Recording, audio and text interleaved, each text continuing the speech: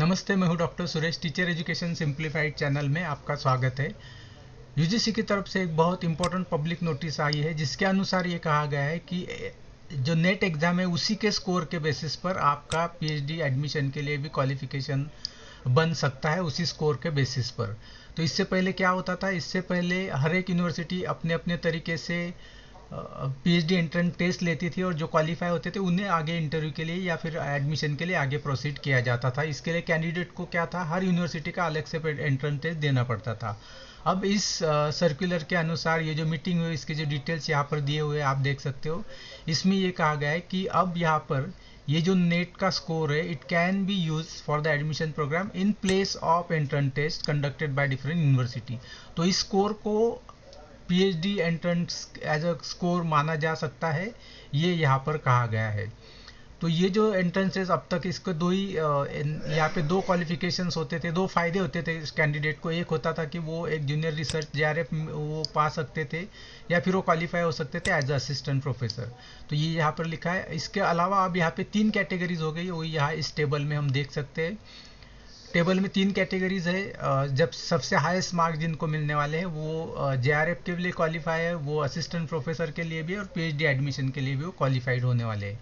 उससे थोड़े से कम परसेंटाइल जिनका आएगा वो जेआरएफ के लिए क्वालिफाई नहीं होंगे, बट वो एज असिस्टेंट प्रोफेसर या जो पीएचडी एडमिशन के लिए क्वालिफाई होंगे। उससे कम परसेंटाइल जिनका आएगा वो जेआरएफ के लिए भी नहीं क्वालिफाई होंगे, असिस्टेंट प्रोफेसर के लिए भी नहीं होंगे, बट पीएचडी के लिए ज़रूर होंगे। तो ये परसेंटाइल जो है, ये परसेंटाइल का जो फॉर्मूला है वो अभी इसमें डिक्लेयर नहीं किया गया है।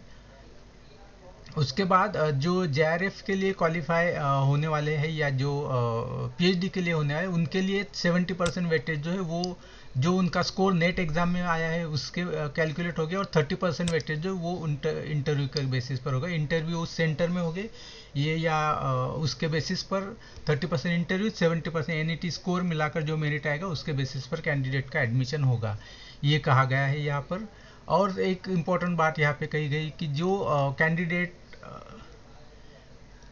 इस नेट के एग्ज़ाम से क्वालिफाई होने के बाद जिनको वो स्कोर मिला है, उनको ये जो स्कोर है 1 साल के लिए वैलिड रहने वाला है। अगर आपका नेट आज हुआ है और आपको जो स्कोर मिला है वहाँ से आपको 1 साल के अंदर पीएचडी का एडमिशन नहीं मिला है, तो अगर आपको अगले साल एडमिशन लेना है तो अगले साल फिर से नेट देकर आपको लिए वो परसेंटाइल हासिल करना होगा, जिस परसेंटाइल की मदद से आप पीएचडी एडमिशन के लिए क्वालिफाई हो सकते हो। तो ये बहुत इंपॉर्टेंट चीज़ें यहाँ पर मेंशन की गई है। अपनी तरफ से मैंने अपना इंटरप्रिटेशन दे दिया है, जिसको बेसिस पर मैं ये कह सकता हूँ कि अब आपको अलग अलग यूनिवर्सिटी की पीएचडी एंट्रेंस टेस्ट देने की ज़रूरत नहीं। ये एक ही नेशनलाइज टेस्ट होगी, जिसके बेसिस पर आपका हर किसी भी यूनिवर्सिटी में एडमिशन हो सकता है। हाँ, आपको उस यूनिवर्सिटी में अप्लाई करना होगा जहाँ पर आपको एडमिशन लेना है, और फिर वहाँ पर आपको आपका पीएचडी एंट्रेंस का टेस्ट जो स्कोर है आप वहाँ पर इंसर्ट कर सकते हो, वो फिर वहाँ के मेरिट के बेसिस पर आपका सिलेक्शन हो सकता है।